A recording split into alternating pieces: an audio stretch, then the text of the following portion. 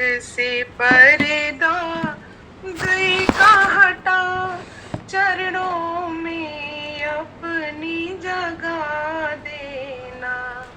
मेरे दीन दयाल नंदलाल हरी, वृंदावन मोहे बुला लेना।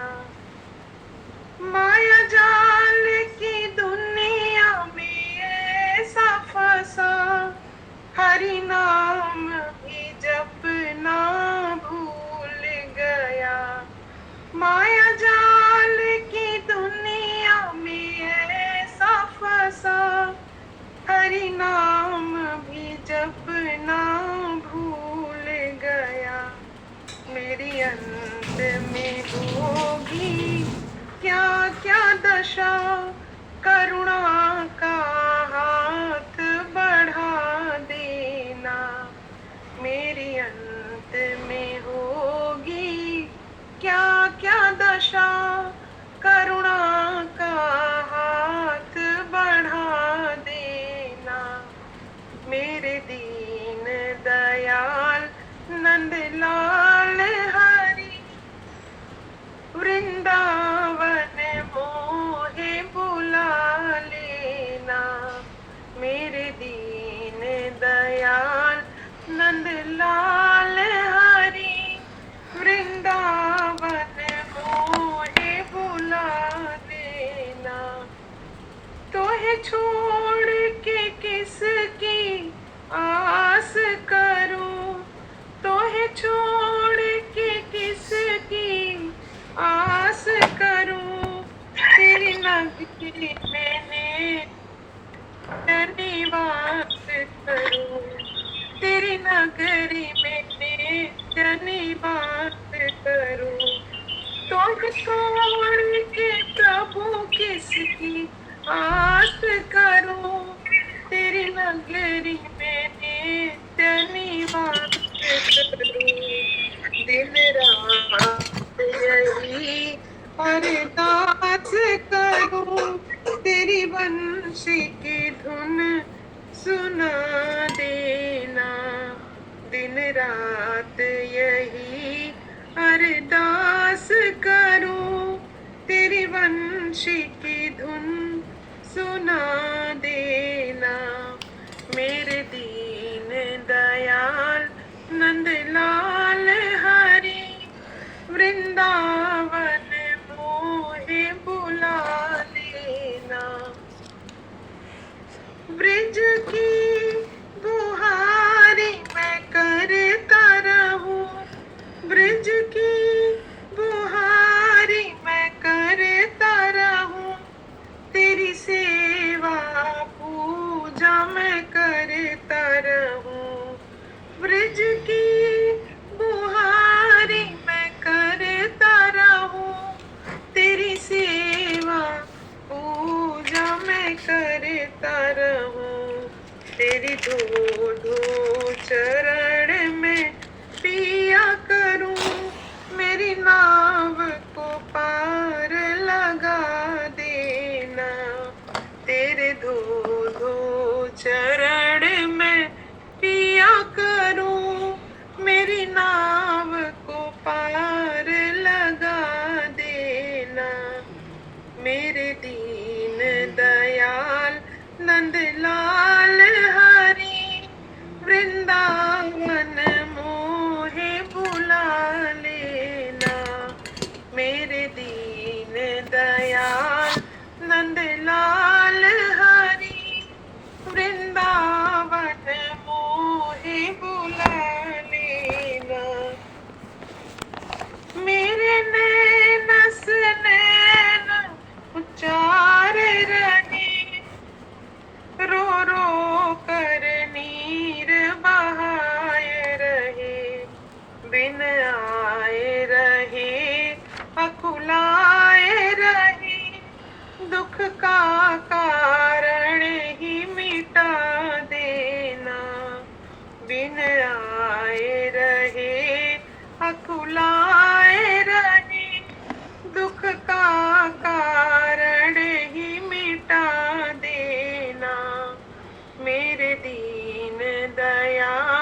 नंदलाल हरी वृंदावन मोहे बुला लेना। तेरे दर्श के कारण मैं प्यासा, सूरदास प्रभु की यह आशा। तेरे दर्श के कारण मैं प्यासा, सूरदास प्रभु की यह आशा। मेरी आस की प्यास बुझा देना, मेरा जीवन मरण छुड़ा देना। मेरी आस की प्यास बुझा देना, मेरा जीवन मरण छुड़ा देना। मेरे दीन दयाल नंदलाल हरी वृंदावन मोहे बुला लेना। मेरे दीन दयाल नंदलाल हरी वृंदावन मोहे बुला लेना। मेरी आँख से पर्दा का हटा, चरणों में अपनी जगह देना। जय राधे श्याम जय वृंदावन धाम, जय कृष्ण बलराम जय वृंदावन धाम। जय राधे श्याम जय वृंदावन धाम, जय कृष्ण बलराम जय वृंदावन धाम। मेरे दीन दयाल नंदलाल हरी वृंदावन मोहे बुला लेना। वृंदावन मोहे बुला लेना। बोलो श्री बांके बिहारी लाल की जय, वृंदावन धाम की जय, सियावर रामचंद्र भगवान की जय। हर हर महादेव। हरि शरण।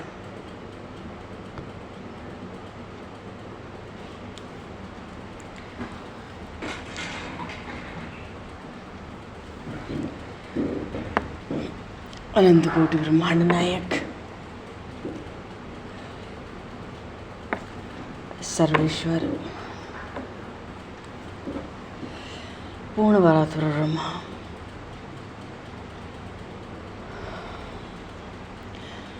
असंख्य कल्याण गुणगण निलय, भक्तवांक्षा कल्पतरु, शरणागत वत्सल, भक्त वत्सल, दीन बंधु दया सिंधु, भगवान श्री सीताराम जी महाराज की असीम कृपा करुणा से श्री हनुमान जी महाराज की परम पावन भावों सन्निधि में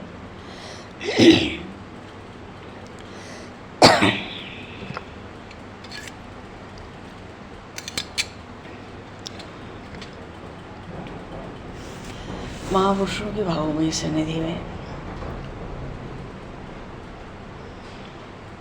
मानव जीवन का सर्वोत्कृष्ट फल भगवत गुणगान, भगवत स्मरण का आनंद हम सभी इस कार्तिक मास महोत्सव के माध्यम से प्राप्त करने जा रहे हैं।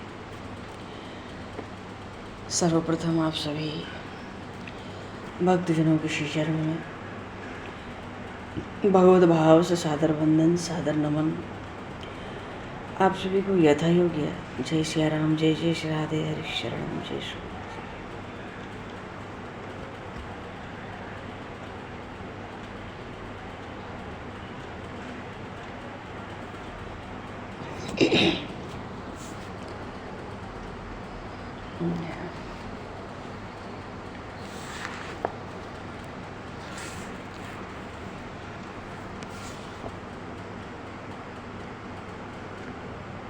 बरहापीडम नटवर वपु कर्णयो कर्णकारम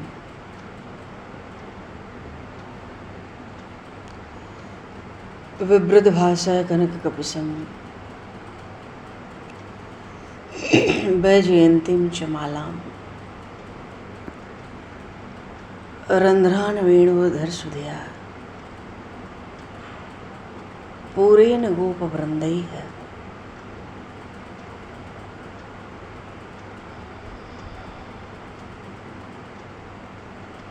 वृन्दारण्यं स्वपदरमणं प्राविशत् गीतकीर्तिः।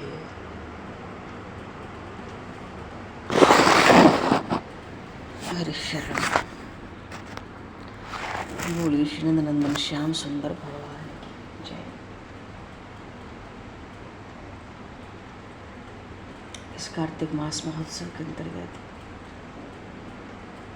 अपना सत्संग का प्रधान विषय है श्री तुलसी मैया की महिमा का कीर्तन और श्रीमद् भागवत महापुराण का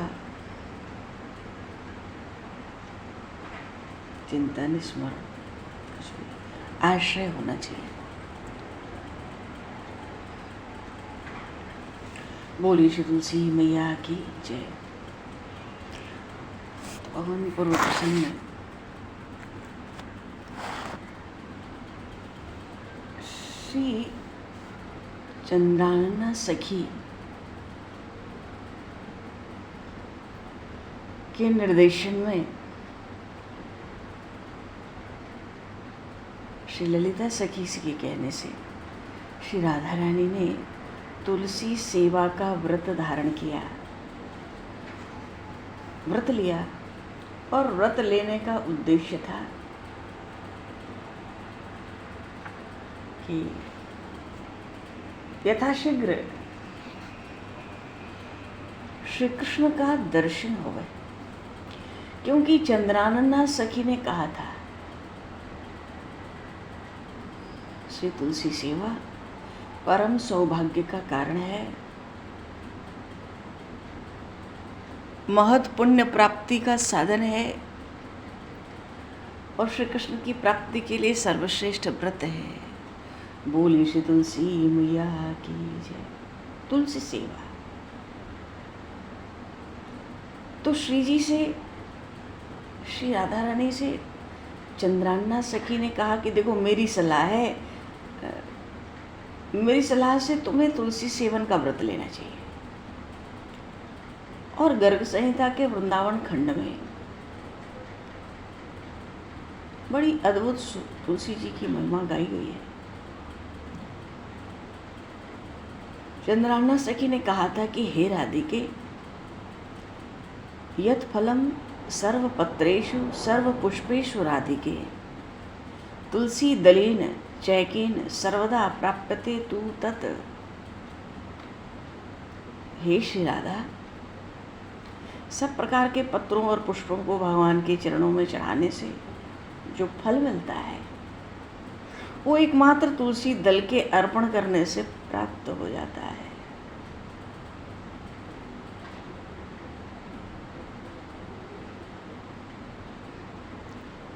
तुलसी प्रभवै पत्रैर्यो नरः पूजेद हरिं लिप्यते न स पापेन पद्म पत्रम एवाम्भसा। जो मनुष्य तुलसी दलों से श्री हरि का पूजन करता है वो जल से पद्म पत्र की तरह पाप से कभी लिप्त नहीं होता।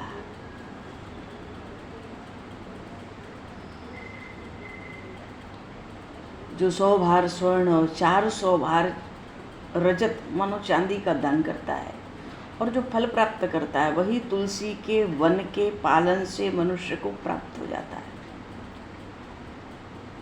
तुलसी काननम राधे गृहे यस्यावतिष्ठति तद्गृहं तीर्थरूपम ही न यान्ति यम किंकराः। हे राधिके, इसके घर में तुलसी का बगीचा होता है, उसका वो घर तीर्थ रूप है, वहाँ यमराज के दूत कभी भी नहीं आते। इसलिए सार बात तो ये है कि श्री तुलसी मैया सर्व पाप हरम पुण्यम कामदम तुलसी बनम, सब पापों को हरने वाली पुण्य की जनक हैं। मानो समस्त पुण्य की उत्पत्ति वहीं से होए और मन की सब इच्छाओं को पूर्ण करने वाली। कोई तुलसी वन का रोपण करे तो सूर्य पुत्र यम को नहीं देखना पड़ता है। तुलसी मैया का पालन, रोपण, सिंचन, दर्शन, स्पर्श करने से ही श्री तुलसी देवी मनुष्यों के मन, वाणी और शरीर द्वारा संचित सारे पापों को जला डालती।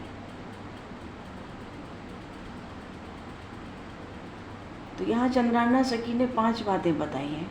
रोपण, तुलसी का पौधा लगाना, पालन, उसकी रक्षा करना, सेवा करना, पालन का अर्थ है सेवा करना, रक्षा करना, सिंचन से सेवा होगी, दर्शन से आनंद होगा, स्पर्श से वो रक्षा करती हैं, दर्शन से ही समस्त पाप नष्ट होते हैं जीव के। तो पुष्कर आदि जितने तीर्थ हैं, गंगा आदि जितनी नदियाँ, महान नदियाँ हैं, वासुदेव भगवान के साथ अन्य अन्य जो देव हैं, सब तुलसी दल में निवास करते हैं। और कैसी तुलसी? तुलसी मंजरी युक्त। तुलसी की मंजरी सिर पर रखकर अगर कोई प्राण त्याग करता है तो सैकड़ों पापों से मुक्त हो जाता है, यमराज उसकी ओर नहीं देख सकते। और जो तुलसी काष्ठ का घिसा हुआ चंदन लगावे, धारयन नरः, क्या धारण करते हैं? तुलसी काष्ठजम यस्तु चंदनम धारयन नरः, उनको क्रियामाण पाप का स्पर्श नहीं होता। क्रियामाण जो अभी चल रहे हैं, संचित जो इकट्ठे हैं, वो उस पाप का स्पर्श नहीं होता। यदि कोई मनुष्य तुलसी काष्ठ का घिसा हुआ चंदन लगाता है,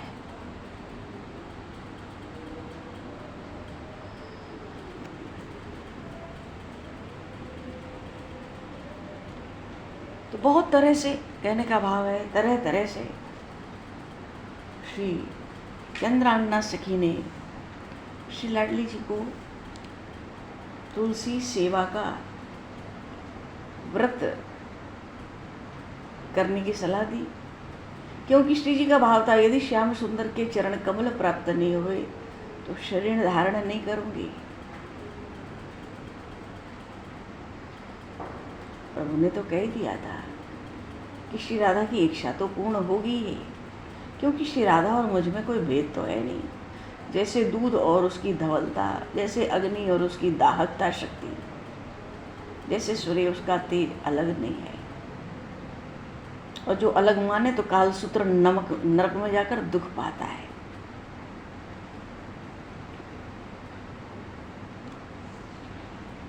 तो ये एक ऐसा व्रत बताया चंद्रान्ना सखी ने जो महान पुण्यदायक है और मनोवांछित फल को देने वाला है, परम सौभाग्यवर्धक है। बोलिए श्री तुलसी मैया की। श्री राधा रानी सरकार की जय। श्री चंद्रान्ना सखी की जय। भाई जिन्होंने सुना दी इतनी बात तो भाई बोली श्री नंदनंदन श्याम सुंदर भगवान की। दामोदर मास है। वस्तुतः इस संपूर्ण दामोदर मास में भगवान श्री कृष्ण की बाल लीलाओं का कथन श्रवण बहुत मंगलप्रद कहा गया है, बहुत मंगलमय।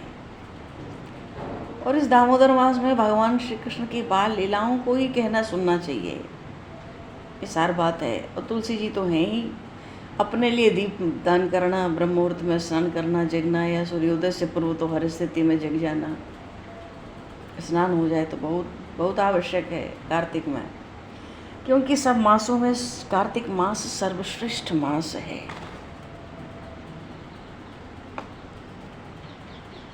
कार्तिक मास सर्वश्रेष्ठ मास है। जैसे सब देवताओं में भगवान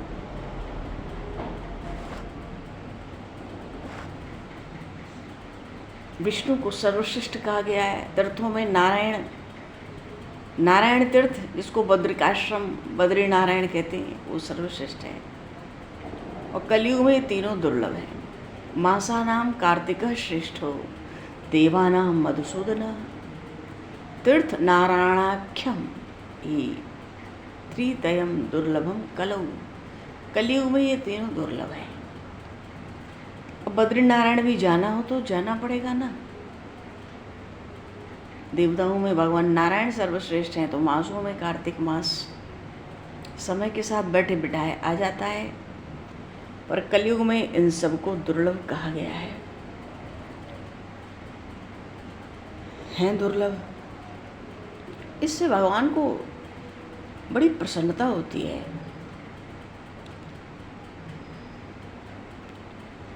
कार्तिक आया जैसे एक अपना उत्सव आरंभ हो जाता है, ऐसे प्रभु को भी आनंद होता है। तो इसमें तो दामोदर मास है ना, तो भगवान की बाल लीलाओं की प्रधानता रहनी चाहिए। और हम लोगों ने प्रभु की कृपा से ही, उनकी प्रेरणा से ही कम से कम दिवाली के 15 दिन गए, तो अब शेष समय में कुछ भगवान श्री कृष्ण की बाल लीलाओं का स्मरण कर लें। कैसे भी कुछ आनंद होना चाहिए। तो उखल बंधन लीला पूर्व प्रसंग में 2-4 लीलाएं हो जाएं, थोड़ा जल्दी जल्दी चलेंगे तो अच्छा है। जल्दी जल्दी चलेंगे तो 2-4 लीलाओं का कीर्तन होगा। और भगवान श्री कृष्ण की लीलाएं तो बाल लीलाएं तो अतिशय मधुर हैं। तो प्रसन्नता, हाँ, भगवान की उखल बंधन लीला भगवान करना चाहते हैं। ये दामोदर भगवान की लीला है, जिनका उधर रस्सी से बांधा जाता है। किसी अवतार में भगवान ने ऐसी विलक्षण लीला नहीं की जो किसी के बंधन में आ जाए। और मैया तो सोचती है, मेरे लाला को माखन चोर कहती हैं ये गोपियाँ। घर में माखन पसंद नहीं आता, अपने हाथ से ताज़ा माखन दधि मंथन करके निकालूं और लाला को ताज़ा माखन मन भर के जैसे जैसे चाहे वैसे वैसे खवाऊं। मानो जितने बंदरों को खवाना चाहे और पशुओं को, सब पड़े ही रहते थे प्रभु के आश्रय से। खवाए जिसको जो करना है। इसको संतुष्टि तृप्ति होगी तो फिर दूसरे के घर, अन्य गोपियों के घर जाके माखन नहीं खाएगा, तो फिर इसका माखन चोर जो नाम पड़ गया है ये धीरे धीरे चला जाएगा।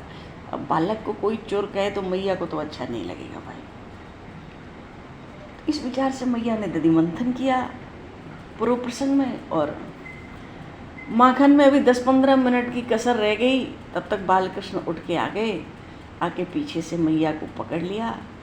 मैया को आनंद, मैया तो पहले ही आनंद में थी, और उस आनंद में आनंद सिंधु का संयोग हो गया। वो आ गए आनंद में। मैया ऐसे थी कि दधि मंथन करती है, धमधमाहट की ध्वनि होती है।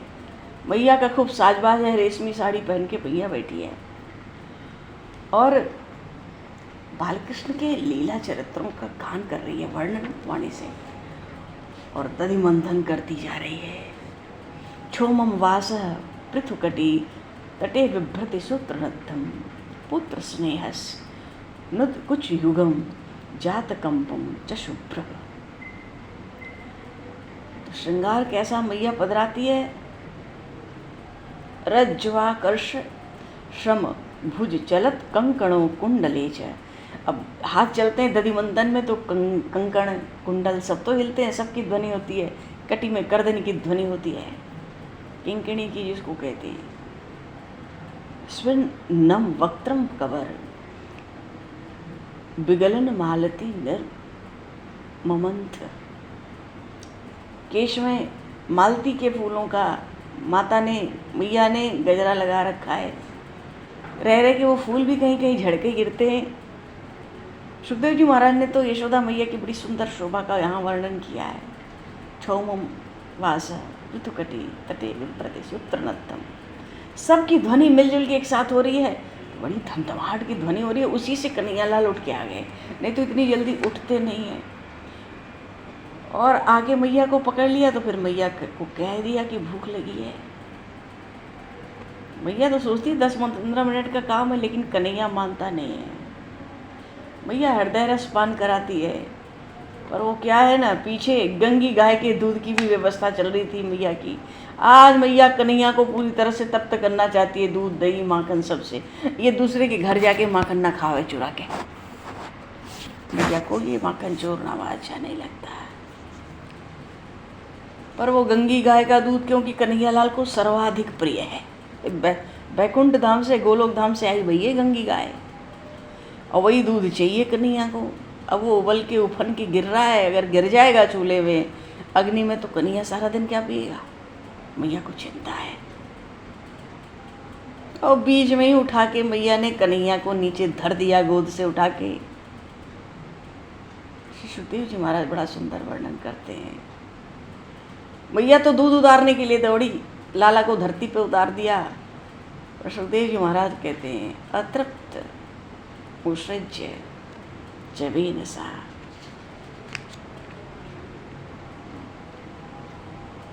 कन्हैया लाल आज अतृप्त रह गए। यथा उत्सिच्य माने पयसी त्वधिष्यते। अतृप्त रह गए, बिगड़ गए, भीतर से नाराज हो गए। अभी तृप्ति नहीं हुई, मैया उतारने चली गई दूध। कन्हैया को बात पसंद नहीं आई, मुझे छोड़कर दूध उतारने गई है। भूल गई पूर्व वर्षों में, पूर्व जन्मों में कैसे कैसे इसने व्रत किए थे कठिन मुझे पाने के लिए। मैया तो सोचती है कन्हैया कहाँ जाने वाला है, फिर इसको दूध पिलाऊंगी, पर गंगी गाय का दूध तो बचा लूं। अगर ये अग्नि में गिर गया तो कन्हैया लाला क्या पिएगा दिन भर।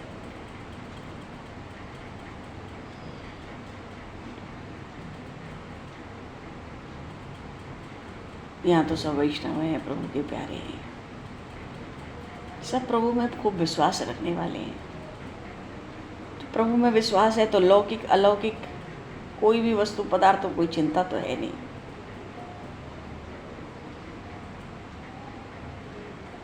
और वैसे भी कोई भगवान में तन्मय हो गए तो महापुरुष कहते हैं उसको लौकिक चिंता, जगत की चिंता, फिर उसकी चिंता प्रभु ही करते हैं। योगक्षेमम वहाम्यहम्, प्रभु ने अपनी वाणी में कहा, अनन्यास चिंतयन्तो माम, श्रीमद् भगवद गीता जी में।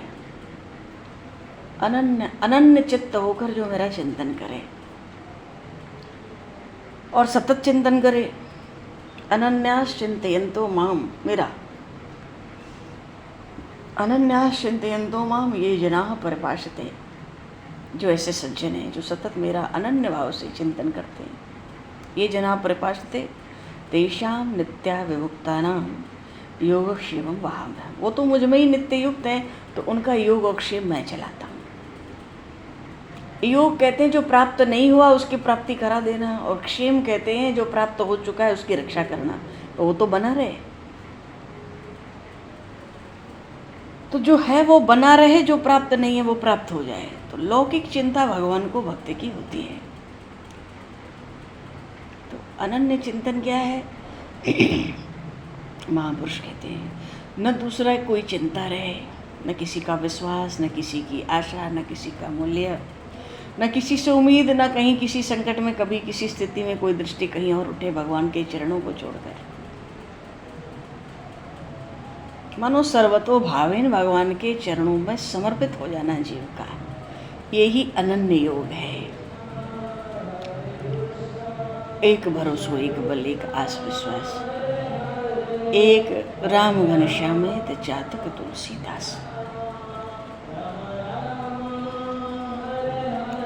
है तुलसी प्रतीत एक, प्रभु मूरत कृपामयी है।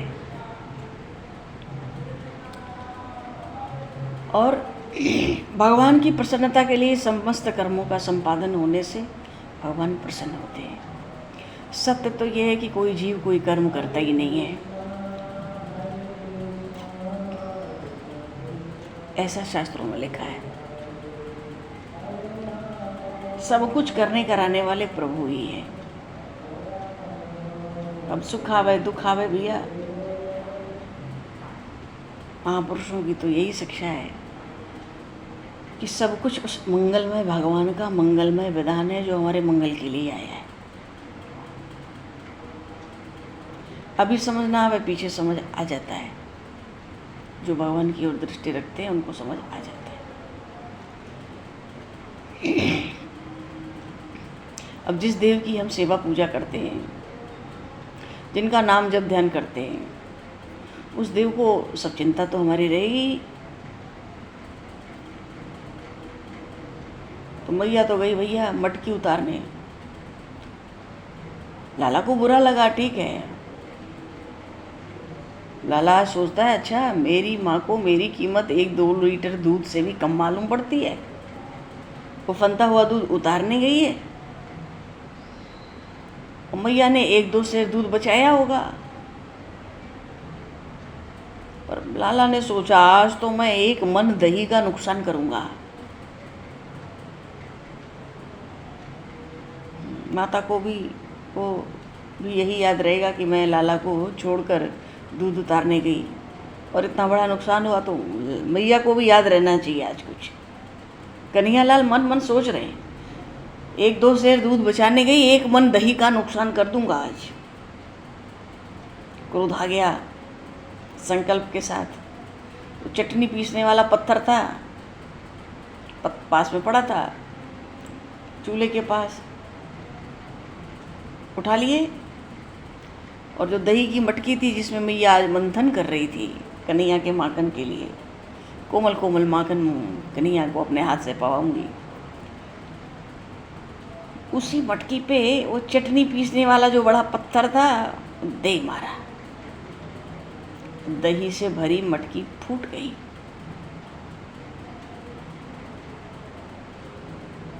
संसार में हमारी जो आसक्ति है वही मटकी की तरह है। अगर भगवान के स्वरूप में आसक्ति हो जाए तब तो वो भक्ति है,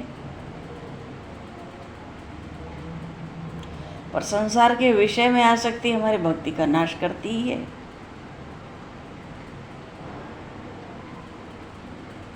इसीलिए भगवान श्री कृष्ण एक एक गोपी के घर में जाके मटकी फोड़ते हैं। आज तो घर में मैया की मटकी फोड़ दी अपने ही घर में, पर श्री कृष्ण एक एक घर में मटकी फोड़ते हैं, माखन चुराते हैं, दही की मटकी, दही पी पी के सब तोड़ फोड़ के आते हैं। मटकी का अर्थ ही आसक्ति।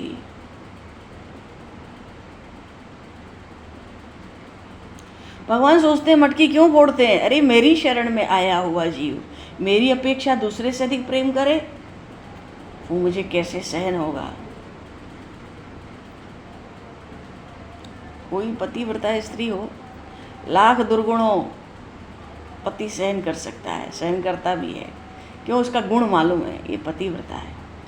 अब गलती से भी किसी और पर पुरुष का गुण देखेगी, दृष्टि उठाएगी तो वो सहन नहीं करेगा। ऐसे ही भगवान की शरणागति है, शरण में मेरे आया है और मेरी अपेक्षा दूसरे से अधिक प्रेम करता है। भगवान उसके विषय की जो आसक्ति है ना, उसका विनाश खुद कर देते हैं। 100 आफत खड़ा कर देंगे जीवन में, हर जगह से मन हटा देंगे, एकदम खाली कर देंगे, लगेगा जीवन उजड़ गया, कुछ नहीं है, शून्य। तो भगवान जो विषयों की आसक्ति है उसको नष्ट कर देते हैं धीरे धीरे।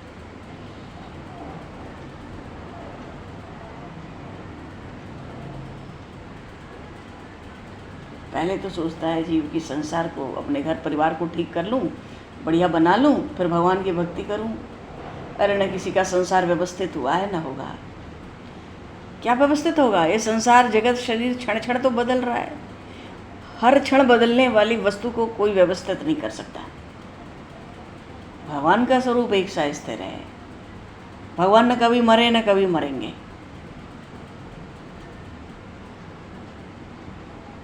भगवान ने मटकी फोड़ दी इसीलिए, मानो संसार की आसक्ति तोड़ दी।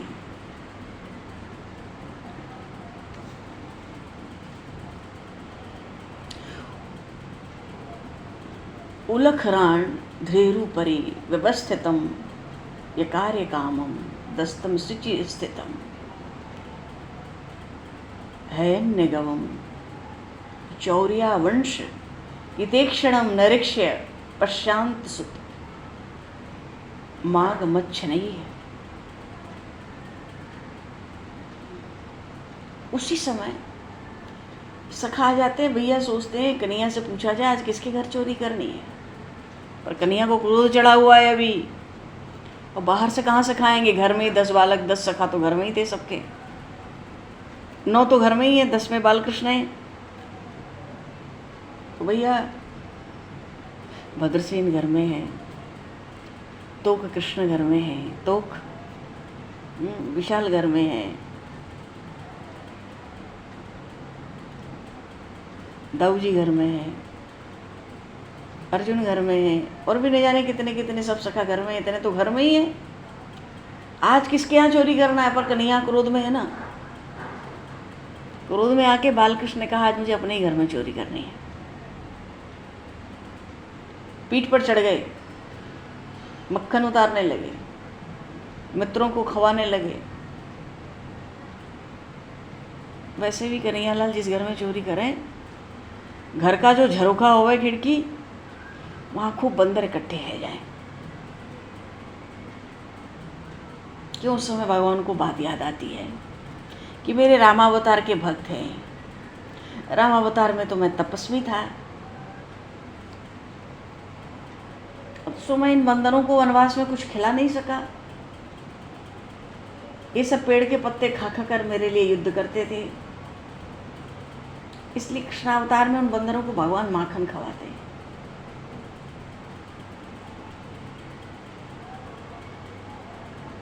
बंदर भी वैष्णव हैं, बहुत चंचल हैं, बहुत चपल हैं, ठीक है, पर उनमें सद्गुण भी बहुत होते हैं।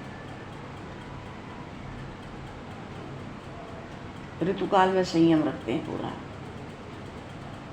सबसे बड़ा गुण है उनका। और दूसरी बात, खारे खट्टे मीठे कड़वे सब फल खाएंगे, फल है तो सब खाएंगे, पर कभी भी सीताफल और रामफल नहीं खाएंगे। दक्षिण भारत में रामफल होता है। अंदर सोचते हैं भाई हम तो सीताराम जी महाराज के सेवक हैं, हमसे रामफल या सीताफल नहीं खाया जाएगा। भाई कितना संयम रखते हैं जीवन में। अगर कोई संयम ना हो जीवन में, भक्ति का नियम भी ना हो, तो पशु से भी तुच्छ हो गया। तब तो इतना तो बंदर कर ले रहे। और कोई इंद्रियों का संयम करे, भक्ति का नियम पालन करे, यमराज भी दंडित नहीं कर सकते। भज गोविंदम भज गोविंदम, गोविंदम भज गोविंदम। तो इधर तो कन्हैयालाल, मैया ने दूध उतार के रख लिया, अग्नि बुझा दी मैया ने, फिर चूल्हे पर दूध रख दिया मैया ने। वहाँ से मैया वापस आने लगी, देखती है लाला ने मटकी फोड़ दी है, सारा दही लुढ़का दिया है और लाला यहाँ नहीं है। मैया सोचती है लाला कहाँ गया। घर में नज़र दौड़ाई मैया ने, तो घर में जो ओखली थी उस पर चढ़कर माखन उतार रहे थे प्रभु, और उस माखन को ग्वाल सखाओं को खवा रहे थे, बंदरों को भी खिला रहे थे। माता को बड़ा दुख हुआ आज मैया को बहुत दुख हुआ। वहाँ मैया के घर में दूध माखन दही की कमी थोड़ा ही है। दुख इसलिए नहीं हुआ कि माखन ले करके और चढ़ के ऊपर सखाओं को खवा रहा है, बंदरों को खवा रहा है, फैला रहा है, इसलिए दुख नहीं हुआ। आज मैया को दुख इसलिए हुआ, बहुत दुख हुआ। अभी तो मैया कुछ बोली नहीं। दुख ये हुआ कि मेरे लाला को चोरी करने की आदत पड़ गई है। गोपियों की बात सच्ची है। ये तो मुझे ऐसे ही बहलाया करता है कि मैया मैं माखन नहीं चुराता। ये गोपियाँ मुझे तंग करती हैं, मैं तो किसी के घर नहीं जाता। पर आज मैया आँख से देख रही है ये कैसे चढ़ता है, कैसे मटकी लेता है, कैसे ग्वाल सखाओं को खवाता है और कैसे बंदरों को खवाता है, फैलाता है। मैया सोचती है अरे जो मांगे माखन देने को, दूध दही देने को, दिन रात तैयार हूँ मैं। कब मना किया? घर में माखन की कमी नहीं, सखाओं को भी दूंगी। चोरी करने की आदत पड़ गई लाला को। तो व्यवहार लाला का, कन्हैया का आज मैया को ठीक नहीं लगा। और उस व्यवहार जो ठीक नहीं लगा, उसने क्रोध भी पैदा किया कुछ। मैया ने हाथ में आज सूटी ले ली है। सब बाल सखाओं में वो तो चारों ओर से घेरे रहते थे नंदनंदन को। कुछ की दृष्टि मैया पर पड़ी, जैसे ही सोटी लेके मैया बढ़ी इनकी तरफ, वो सखा चिल्लाने लगे जोर जोर से, अरे कन्हैया तेरी मैया आ गई। कन्हैया को तो अभ्यास है, तुरंत कूद के भागने लगे। मैया लाला के पीछे पीछे दौड़ती है तो बहुत शरारती हो गया है, कहाँ जाएगा भागकर। आज मैं सजा तुझे अवश्य दूंगी। पीछे पीछे मैया दौड़ा, कन्हैया कहाँ हाथ आवे। वो परमात्मा हाथ ही आ जाए तो फिर क्या बात है। मैया तो पीछे पीछे दौड़ रही है।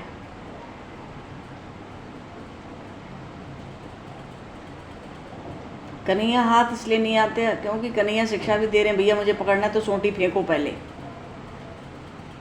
हाथ में सोंटी लेके दौड़ेंगे तो कन्हैया पकड़ में आएगा। ये सोंटी ही तो अभिमान है ना, ये सोंटी अभिमान है। और हाथ में सोंटी लेके कोई कितना भी दौड़े भैया, मैया ने कह दिया ना आज सजा देकर रहूंगी, तो अभिमान तो आ ही गया, मैं ये काम आज करके रहूंगी। अब कन्हैया हाथ आता नहीं, फुर्तीला है, छोटा सा है, भाग रहा है इधर उधर, उठा पटक, धाड़ धूड़, गिरना उठना भागना, मैया को देखते रहना, डरते रहना। महापुरुष कहते हैं भैया प्रभु के पीछे दौड़ना है तो अभिमान छोड़कर दौड़। अच्छा, मैया में क्या अभिमान हो सकता है?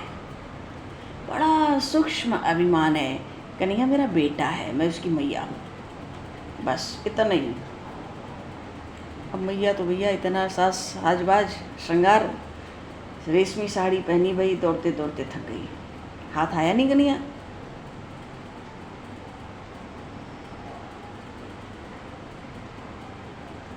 अरे कन्हैया की पीठ पर नज़र रख के दौड़ेंगे तो कन्हैया हाथ नहीं आएगा। क्यों? मुख का दर्शन तो हो ही नहीं रहा है कि वो हाथ आवे। मैया की नज़र तो लाला के पीठ पर है, पीछे पीछे दौड़ रही है।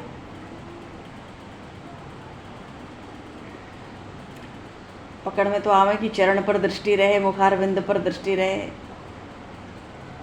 तब जीव दौड़े। वैसे भी भागवत के तीसरे स्कंद में आया है, भगवान की पीठ में अधर्म का निवास है और हृदय में धर्म का निवास है।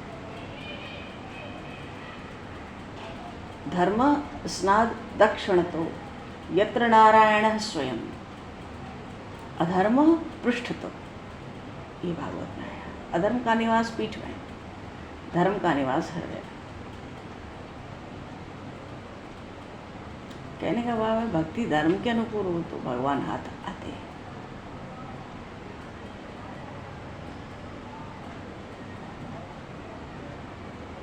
भागते जा रहे, मैया के हाथ नहीं आते। मैया चिढ़ गई, पहले तो क्रोध था ही, अब कन्हैया अब जानती है पकड़ तो लूँगी, कहाँ भागेगा ये मुझसे, कब तक भागेगा।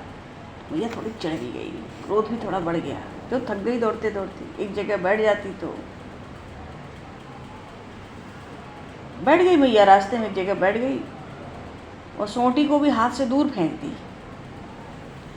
कन्हैया यही तो चाहता था, मैया सोंटी फेंक दे तो उसके हाथ आ जाऊं। अब श्री कृष्ण आते हैं, माता के पास आते हैं। मैया क्या सोचती है? मैया को लगता है मैंने सोंटी फेंक दी, अब कन्हैया को मेरे विश्वास हो गया कि अब माता, अब मैया मुझे मारेगी नहीं, इसलिए मेरे पास आया।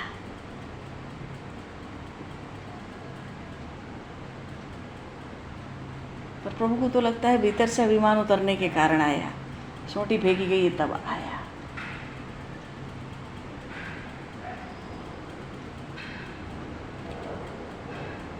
मैया ने कहा लाला देख तू बहुत शरारत करता है, आज मैं तुझे सजा देने वाली हूँ। तुरंत कन्हैया कहते मैया आज ते अभी ते, अब मैं कोई शरारत नहीं करूँगा, आज बस आज और बस अभी छोड़ दे मैया। मैया ने कहा देख लाला आज तो मैं बिल्कुल मानने वाली नहीं हूँ, तूने ओखली पर चढ़ के चोरी की है, तो जिस ओखली पे चढ़कर चोरी की है आज तो मैं बांधूंगी, वाह ओखली ते तुम्हें बांधूंगी।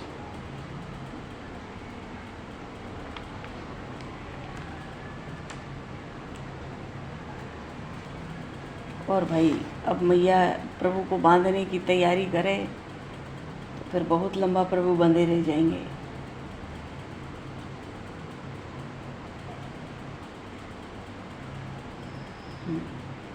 कहने सुनने में भी अच्छा नहीं लगता। अब आज यहीं रहने दो लीला को। मैया तो इतना कहेगी भी कि बांधूंगी, तो भैया जितने सखा हैं, ग्वाल सखा, मित्र, सहायक, प्रेमी सब दुखी हो जाते हैं। क्यों? आज बाल मंडली का अध्यक्ष पकड़ा गया है, तो बाल मंडली तो रोएगी। तो अब ये कार्यक्रम आगे की लीला आगे। बोली श्री नंदन श्याम सुंदर भगवान की जय, श्री दामोदर मास की जय, श्री राम राजा सरकार की, श्री चैतन्य महाप्रभु की जय, श्री गौरी शंकर भगवान की जय, श्री हनुमान जी महाराज की जय, सतगुरुदेव भगवान की जय। भगवान समय को दूषित करते हुए आवाज यहीं पर वाणी को विराम और वाक्य पुष्पांजलि प्रभु के श्री चरणों में सादर समर्पित। आप सभी को भी यथा योग्य जय श्री राम, जय जय श्री राम, जय श्री राम, जय जय श्री राम, हरि शरण, राधे राधे। जय।